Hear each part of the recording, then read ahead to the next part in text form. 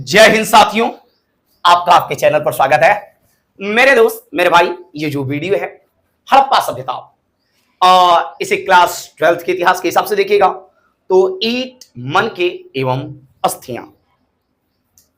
तो आइए आज की क्लास को शुरुआत करते हैं। तो सबसे पहले दोस्त, जैसा कि हम सभी जानते हैं कि हम लोग पढ़ रहे हैं इतिहास। देखिए, एक सिंपल सी चीज, आप तो ये जानते ही होंगे कि इतिहास कहा कहते किसको हैं, कि बीती हुई घटनाओं को क्या कहते हैं, इतिहास कहते हैं। यदि सिंपल भाषा में देखा जाए तो कल की भी बीती हुई चीज को इतिहास ही हो गया वो। लेकिन पढ़ाई के मामले से देखा जाए, पढ़ाई के हिसाब से देखा जाए तो बीती हुई वो घटनाएं जो महत्वपूर्ण है, उन घटनाओं को क्या कहते हैं, इतिहास कहते हैं। बीती हुई वो घटनाएं जो महत्वपूर्ण है उन्हें इतिहास कहते हैं। राइट, ठीक है। अब देखिए, इतिहास जो होता है तीन भागों में बांटा गया है। इतिहास जो होता है तीन भागों में। इतिहास कितने भागों में? तीन। एक होता है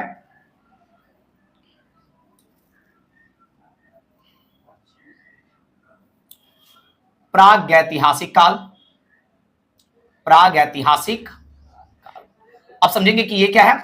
ध्यान दीजिएगा, पहले तो इस सारी चीजों को समझने के लिए ये चीज समझना जरूरी है। हम लोग अपने टॉपिक की ओर आएंगे, बस एक मिनट। प्राग ऐतिहासिक काल, एक है आद्य ऐतिहासिक काल। आद्य ऐतिहासिक काल, आद्य ऐतिहासिक काल। और एक बात करें तो मेरे दोस्त, ऐतिहासिक काल। ऐतिहासिक काल, ये कुछ बातें हैं आप सभी के सामने। इतिहास जो होता है, यदि पूछा जाए कि इतिहास कितने प्रकार का होता है, तो इतिहास तीन प्रकार का होता है। एक होता है प्रागैतिहासिक काल, एक होता है आद्य ऐतिहासिक काल, और एक होता है, ठीक है, कोई दिक्कत नहीं है, ठीक है भाई। देखा, प्राग्ञ ऐतिहासिक काल कहते किसको है? देखिए, इतना समझ जाइए कि ऐसा ऐतिहासिक काल जिसके समय का, ऐसा ऐतिहासिक काल या ऐसा काल जिसके समय का लिखित साक्ष्य न मिला हो। अब लिखित साक्ष्य का मतलब क्या है? एक बात ध्यान दीजिए, आज हम सभी पढ़ लिख पा रहे हैं, मैंने क्या लिखा है आप समझ पा रहे हैं, महोदय आप भी समझ रहे होंगे, ठीक है, कोई दिक्कत तो नहीं है। हाँ,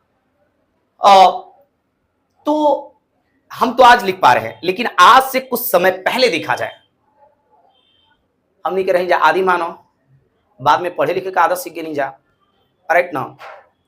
वो गड़ी के ठीक ठाक जिंदगी रहे मदे, चुपचाप खैती जा, खैले के बाद शिकार कर देती हा करके शुद्ध बात करता, खत्म हो जाती। लेकिन एक बात समझा जाए तो उस समय के इतिहास को देखा जाए तो उस समय का इतिहास क्या है, उस प्रागैतिहासिक काल को देखा जाए तो उस समय लोग विकसित ही नहीं थे, पढ़ना लिखना जानते ही नहीं थे, तो अपनी बातों को लिख कैसे पाए?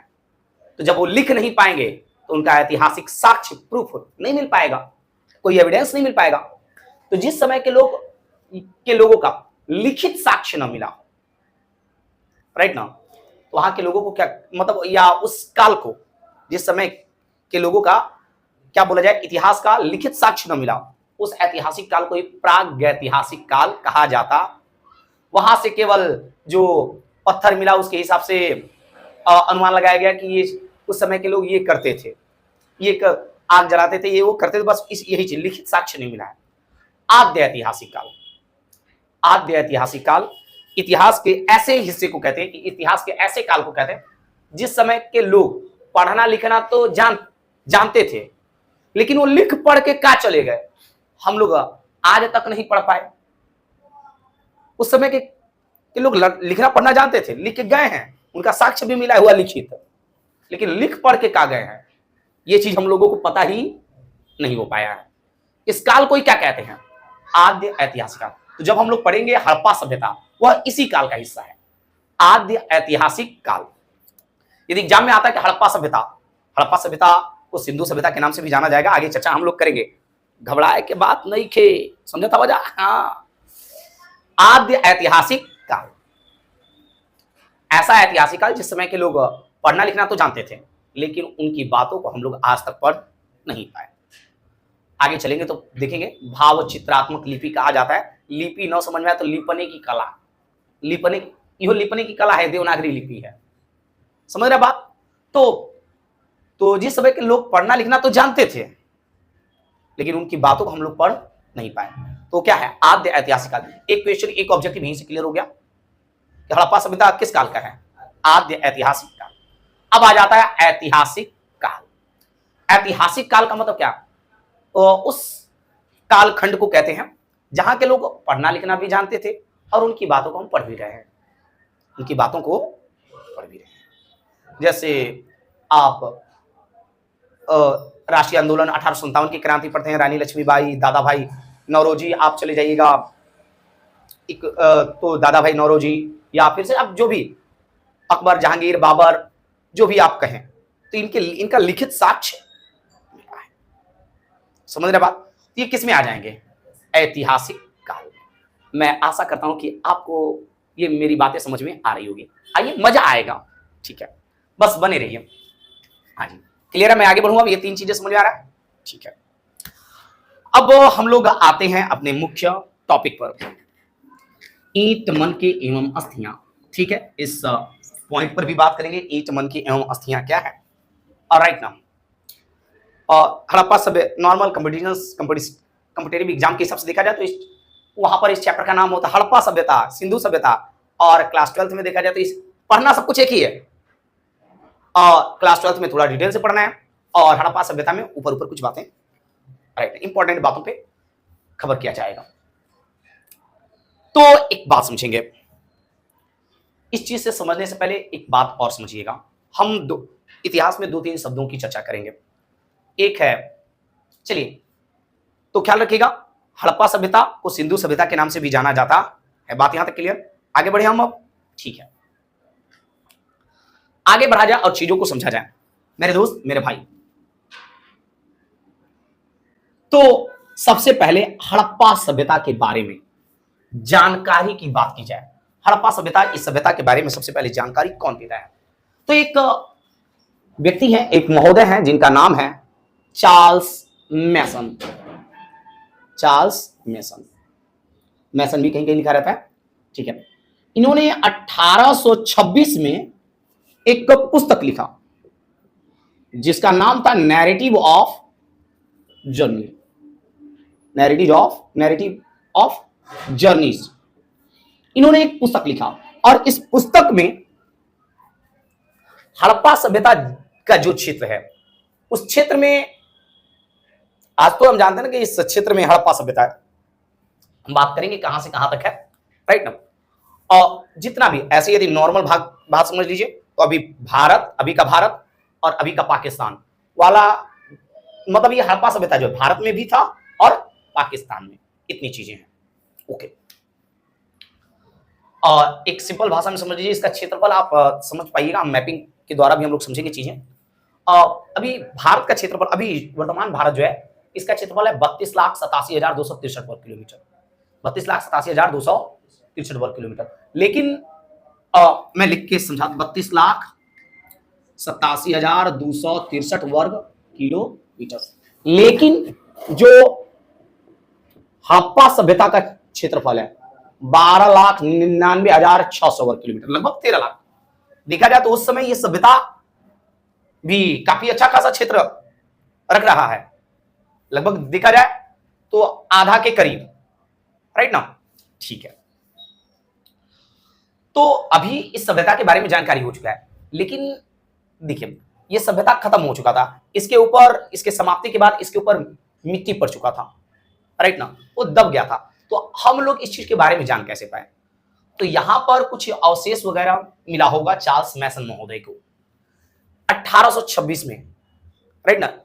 अब एक्यूरेट जानकारी नहीं है कि किस आधार पर इन्होंने दिया, लेकिन अब चार्ल्स मैसन जो है 1826 में एक पुस्तक जारी करते हैं जिनका नाम होता है नैरेटिव ऑफ जर्नीज।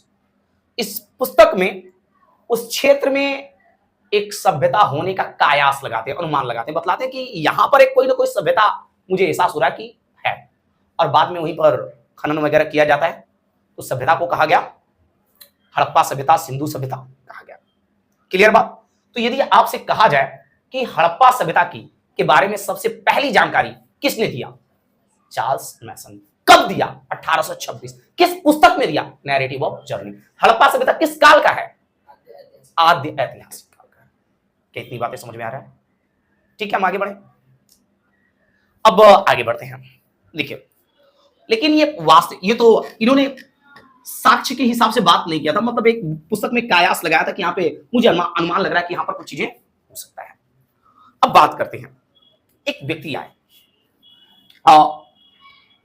दो भाई थे जिन्हें ब्रंटन बंधु के नाम से भी जाना जाता है। बर्टन बंधु भी कह सकते हो, ब्रंटन ऐसा ही है। ब्रंटन बंधु, बंधु मतलब दो भाई थे और ये मुख्यतः ठेकेदार थे। ये मुख्यतः जो है ठेकेदार थे और 1856 के आसपास भारत में रेल बिछाने का कार्यक्रम जो है शुरू हो चुका था। ऐसे 1853 के आसपास ही कार्य सब चालू था, राइट ना। ये ब्रंटन बंधु जो हैं पाकिस्तान के क्षेत्र में रेल की पटरी बिछाने का काम शुरू किए। कब? 1856 में। कौन? ब्रंटन बंधु। और ये दो बंधु हैं, दो भाई हैं। एक का नाम है जेम्स ब्रंटन और एक का नाम है विलियम ब्रंटन। एक का नाम जेम्स ब्रंटन और एक का नाम क्या है? William Brunton. ये दो महाशय लोग जो है इनको ठेकेदारी मिला। ये दोनों लोग ट्रेन का पटरी बिछा रहा था, लेकिन पटरी बिछाते बिछाते ना नहीं होता कि कहीं ऊंचा है तो उसको खन दिया जाए फिर एक समतल हो जाएगा वगैरह। ये लोग खन दिया, समझ क्लियर है बात। जब वो खनन वहां पे शुरू किया गया तो मतलब समतल करने के लिए वहां पे ये लोग ना ये नहीं कह के चला था हड़प्पा सभ्यता, समझे तो बात। ये लोग ट्रेन का पटरी जो है, रेल का पटरी वो बिछाने के लिए काम चल रहा था, लेकिन ये लोग को समतल करने का जरूरत था। जब हटाया गया तो वहां से कुछ ईटा मिला। एक्चुअल वो ईटा इसी काल का था। काल के बारे में समझेंगे, आज से लगभग 5000 साल पहले की घटना है ये सभ्यता है। ईटा मिला, अरे ये और खुश होगी ना सर, अरे तेरे दादा बच गला था पैसा, ईटा बिछा लगाओ। बाद में पता चला वो तरीके तो ऐतिहासिक चीजें हैं। मतलब तो ब्रंटन बंधु लोग को सबसे मतलब उस स्थान से रेल की पटरी बिछ रहा था और ईट मिला, और वे लोग जितना ईट मिला कुल लगा दी किसमें? ट्रेन का पटरी बनाने में। बाद में आगे चल के जानकारी मिलता है कि यहां पर कुछ चीजें, क्लियर बात, ठीक है। अब कुछ न कुछ इस ईंट से कुछ न कुछ एकाक ईंट को किसी इतिहासकार के हाथ लगा। उन लोगों को कुछ न कुछ कायास होने लगा कि यार कुछ न कुछ चीजें यहां पर हो सकता है। और जब वहां पे कुछ बातों का एहसास हुआ तो एक महोदय हैं जॉन मार्शल, क्या नाम है उनका? John Marshall. एक पुरातत्वविद थे। अब पुरातत्वविद क्या है, अब इसके बारे में समझते हैं। एक व्यक्ति थे जॉन मार्शल, ये पुरातत्वविद थे। अरे बोलने के बाद ठीक है, पुरातत्वविद जो पुरातात्विक चीजों का खनन करता है। अब समझ में नहीं आ रहा होगा कि ये पुरातत्वविद और पुरातात्विक खनन है क्या। अब इसके बारे में समझते हैं। देखिए भाई, इतिहास के बारे में जानने के लिए देखिए ऐतिहासिक चीजें जो है बहुत पुराना है। वो लोग हड़प्पा सभ्यता का आके सपना में कहेगा नहीं, ए फलाना अच्छा देखा हम और काल करो यही देखा बना के का गड़ल बा देख ला, ऐसा कहेंगे तो नहीं। बात तो समझ में आ रहा है ना, सिंपल। तो पुरातत्वविद क्या करते हैं कि जब कहीं पर किसी सभ्यता का होने का, किसी चीज के होने का अनुमान लगता है, क्या लगता है? अनुमान। उस अनुमान पर वहां पर खुदाई किया जाता है। वहां पर क्या किया जाता है? खुदाई किया जाता है। अब खुदाई करने की जो प्रक्रिया है वहां पे कहा जाता है पुरातात्विक खनन। पुरानी चीजों को खोजने के लिए जो खनन किया जाता है वही है पुरातात्विक खनन, और ज्यादा कुछ नहीं है। मैं आशा कर रहा हूं कि चीजें समझ में आ रहा होगा। और पुरातात्विक खनन किया गया। अब एक महोदय हैं, इनका नाम याद रखिएगा। थोड़ा जॉन मार्शल को थोड़ा सा अभी थोड़ा देर के लिए हटाते हैं। पीट रिवर्स महोदय, नाम भैवा बड़ा उटपटांग नियर बा, लेकिन क्या करे बा, पढ़े के बा ना, टाप करे के बा तो पढ़े के पड़ी ना। पीट रिवर्स महोदय। अब एक व्यक्ति हैं, पीट रिवर्स महोदय बताते हैं कि पुरातात्विक खनन तो किया जाता है, पुरातात्विक खनन के दौरान मिट्टी को खना जाएगा, और यदि मिट्टी के खनने से, अब सोच के देखो, मिट्टी के खनने के बाद आप देखते हो कि चूल्हा बनाया हुआ मिल गया, किसी का हड्डी का शरीर मिल गया, मतलब कंकाल मिल गया, तो तुम क्या आइडिया लेगा, एक जगह नहीं कई जगह दूर दूर तो खाना जा रहा वैसा ही चीज मिल रहा है, तो तुम क्या एहसास लगाओगे, तुम्हें क्या एहसास होगा, तुम्हें सिंपल सा एहसास होगा, अरे यार कहीं ना कहीं यहाँ पे लोग रहते रहे होंगे और वो किसी कारण मर गए होंगे, और उस पर फिर जमीन मिट्टी वगैरह धूल चढ़ गया होगा, यही बात है ना। तो पुरानी चीजों को खोजने के लिए जो खनन किया जाता है, राइट ना, उसे कहते हैं पुरातात्विक खनन, राइट। और उस चीज को और रिसर्च करने वाले को कहते हैं पुरातत्वविद। जैसे वैज्ञानिक विज्ञान के बारे में अच्छा जानकारी रखने वाले वैज्ञानिक कहते हैं, ठीक उसी तरीके से। तो एक महोदय थे जिनका नाम था पीट रिवर्स। क्या नाम है? पीट रिवर्स। ये पीट रिवर्स महोदय ये खनन के बारे में कुछ बताते हैं। इन्होंने एक सिद्धांत दिया, उस सिद्धांत को कहा गया स्तरीकरण का सिद्धांत। स्तरीकरण का सिद्धांत। अब ये स्तरीकरण का सिद्धांत क्या है, इस बात पर थोड़ा फोकस करेंगे हम लोग। स्तरीकरण का सिद्धांत क्या है, इस बात पर थोड़ा फोकस करेंगे कि आखिर ये स्तरीकरण का सिद्धांत क्या है। तो इस सिद्धांत में महोदय बतलाते हैं कि जब पुरातात्विक खनन किया जा रहा है, यदि जो चीजें जितना ही नीचे मिलेगा, इसका मतलब वह उतना ही पुराना है। अपने से भी सोच के देखो, जो चीज ज्यादा नीचे मिल रहा है, इसका मतलब वो ज्यादा समय दफनाएगा, तब तो धीरे धीरे मिट्टी का स्तर बढ़ता गया होगा, वो नीचे बढ़ता गया। तो जो चीजें जितना ही नीचे मिलेगा वह क्या है, उतना ही पुरानी चीजें हैं। आज जो ऊपर ही मिल जा रहा है, इसका मतलब उतना पुराना। अपने से भी आइडिया लग सकता है, ठीक है। इसी सिद्धांत को पीट रिवर्स का स्तरीकरण सिद्धांत कहा जाता है। कुछ नहीं है, स्तरीकरण सिद्धांत मतलब कोई खनन किया गया, जो चीज जितना नीचे मिला वो उतना पुराना। बात खत्म। राउर लोग लिखल करब जा, ठीक है। हमसे जितना हो सकेला सुघर पढ़ावे का, हम उतना सुघर पढ़ावे की कोशिश करब। आइएगा समझी जा। पीट रिवर्स महोदय का यह सिद्धांत था, स्तरीकरण का सिद्धांत। इन्होंने सिद्धांत तो दे दिया। अब देखो आप समझ गए पुरातत्वविद क्या होता है, पुरातात्विक खनन क्या होता है, इस बात को समझ गया। अब पुरातात्विक खनन से हट के हम आगे बढ़ते हैं। भाई हम एक्स्ट्रा नहीं बता रहे हैं, क्लास 12th में ये एनसीईआरटी की बुक में मेंशन है सारी बातें, आप देख लीजिएगा। देखना हो तो बाकी चीजें मैं कोशिश करूंगा कि मुझे थोड़ा सा ना ज्यादा बोलने की आदत पता नहीं क्यों, लेकिन मैं कोशिश करूंगा कि ठीक है आगे बढ़ते हैं।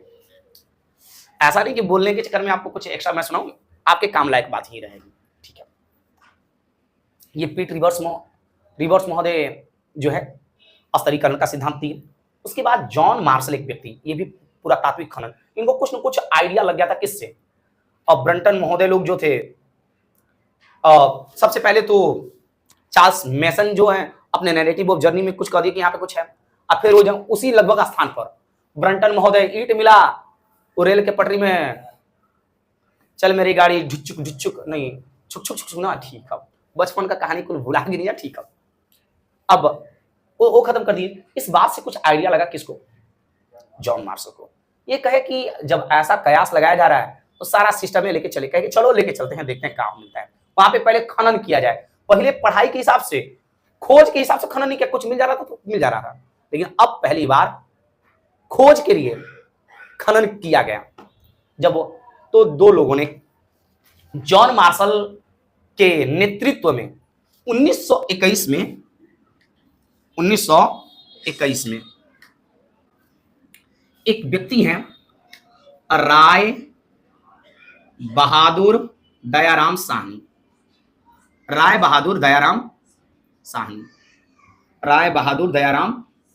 साहनी कर लिया जाए, राय बहादुर दयाराम साहनी चला जाए, शॉर्ट में लपेट लिया जाए, राय बहादुर दयाराम साहनी। ये एक जगह खोजे और वहां पे देखे कि बहुत सारी पुरानी चीजें मिल रहा है जमीन के अंदर से, इसका मतलब कोई ना कोई सभ्यता तो रहा होगा।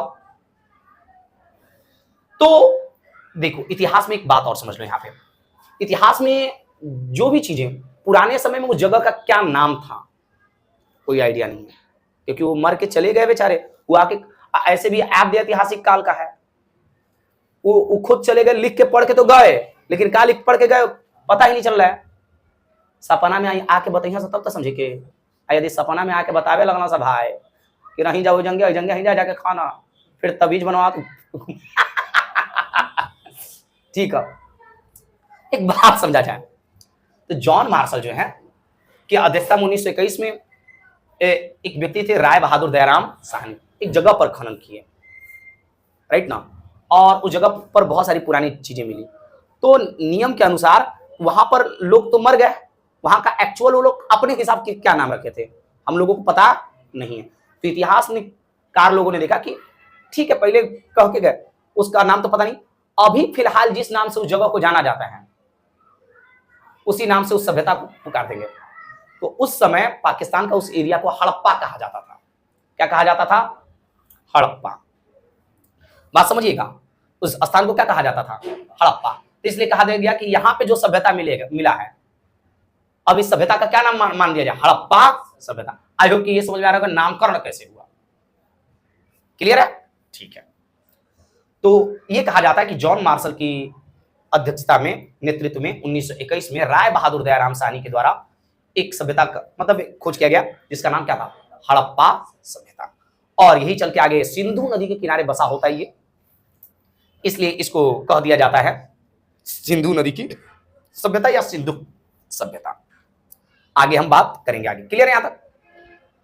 1900 इन्हीं की अध्यक्षता में एक और महोदय, ये तो इधर पाकिस्तान का जो ये वह एरिया है जहां पर हड़प्पा नाम था वहां पे खनन किए तो कुछ मिला गया इनको। उसी समय इधर उधर भटक रहे थे आत्मा के जैसा, राइट ना, जिनका नाम था राखल दास बनर्जी। आरडी बनर्जी शॉर्ट में कहीं कहीं दे देता है, राखल दास बनर्जी। राखल दास बनर्जी, ये राखल दास बनर्जी भी उसी के आसपास थोड़ी दूरी कहने का मतलब समझ जाना 2-4-10 किलोमीटर के बाद, राइट ना, वो चीजें ये खनन करना शुरू किए, लेकिन किसके अध्यक्षता में? उन्हीं की अध्यक्षता में।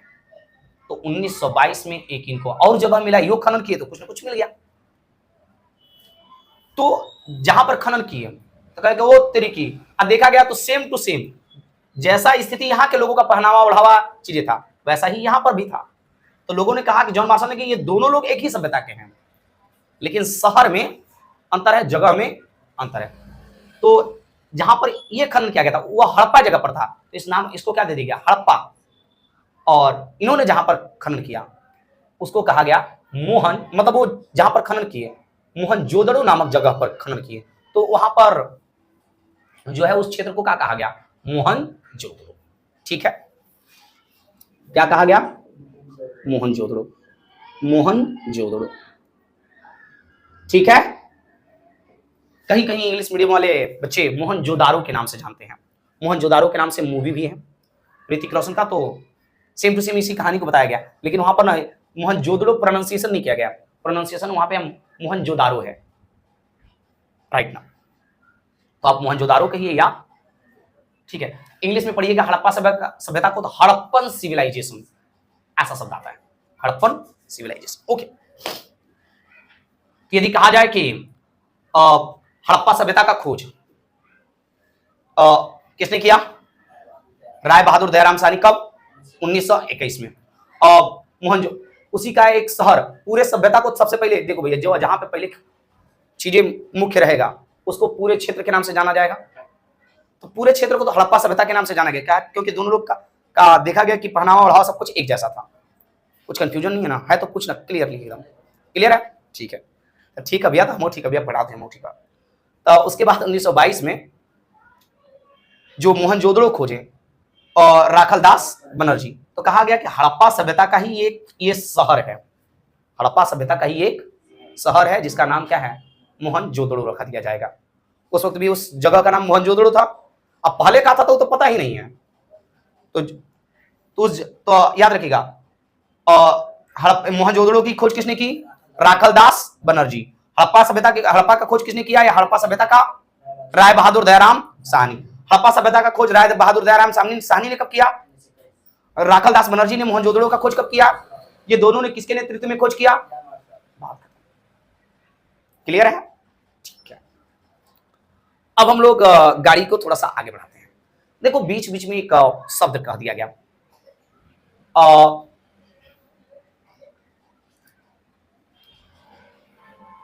मैंने एक शब्द कहा कि मैं तुम बताना बाद में चाह रहा था, लेकिन जुबान से निकल गया, तो यहीं पे समझाते ही चलते हैं। हड़प्पा सभ्यता का एक शहर है मोहनजोदड़ो। यहां पे मेरे कहने का मतलब है कि हड़प्पा सभ्यता जो है वह एक शहरी सभ्यता था, ग्रामीण सभ्यता नहीं था, शहरी सभ्यता था। तो आपके एग्जाम में डिट्टो आ जाता है कि हड़प्पा सभ्यता किस प्रकार का सभ्यता था? शहरी सभ्यता था। अब शहरी सभ्यता किसे कहेंगे भैया? समस्या बात तो ये आ जाती है, हम कैसे समझेंगे कि किसको शहरी सभ्यता कहेंगे, किसको ग्रामीण सभ्यता कहेंगे? तो जहां के लोग या जिस सभ्यता के लोग अपने जीवन यापन के लिए कृषि पर निर्भर रहते हैं, ज्यादातर आधा से अधिक कृषि पर निर्भर रहते हैं, उस क्षेत्र को कहा जाता है ग्रामीण सभ्यता। और जहां के लोग लगभग आधा से अधिक व्यापार पर निर्भर रहते हैं, उसे शहरी सभ्यता कहा जाता है। आई होप कि समझ में आ रहा है। सिंधु सभ्यता, हड़प्पा सभ्यता क्या था? शहरी सभ्यता था। आगे चलेंगे तो एक शब्द याद रखिए, हड़प्पा सभ्यता आद्यऐतिहासिक सभ्यता है, आद्यऐतिहासिक काल का। फिर उसके बाद आपने देखा शहरी सभ्यता है, और एक शब्द और याद रखिए, आगे चलेंगे तो हम लोग पढ़ेंगे कांस्य युगीन सभ्यता भी है। कांसे की चीजें, यहां से जितनी भी चीजें साक्ष्य मिला है, मूर्ति मिला है, फिर दर्पण वगैरह जो भी मिला है, वो क्या मिला है? कांसे का मिला है, धातु के हिसाब से। तो वहां पे देखा गया कि मुख्य धातु के रूप में लोग कांसा यूज कर रहे हैं, तो इसलिए उस सभ्यता को कांस्य युगीन सभ्यता भी कहा गया। मुझे एहसास है कि ठीक लग रहा होगा। ठीक है, ठीक है। यदि आप लोगों को हमारा मेहनत पसंद आ रहा हो तो ठीक है, शुक्रिया। बताएं आप लोग कि कैसा क्लास लग रहा है। यदि मुझे कुछ सुधार करने लायक रहेगा तो मेरे दोस्त, मेरे भाई, मैं अपना भाई समझ के आपसे कुछ सलाह देना चाहें तो दे सकते हैं कि मुझे और क्या सुधार करना चाहिए। हाँ, थोड़ी सी क्लास हम लोगों का बोर्ड पे चल रहा है, डिजिटल बोर्ड है नहीं, थोड़ा सा उटपटांग सा लग सकता है, शायद थोड़ी सी गरीबी स्थिति में पास, लेकिन तबाही मचाएंगे रे भाई घबराना नहीं है। हाँ ठीक है, कोई दिक्कत नहीं है, ठीक है।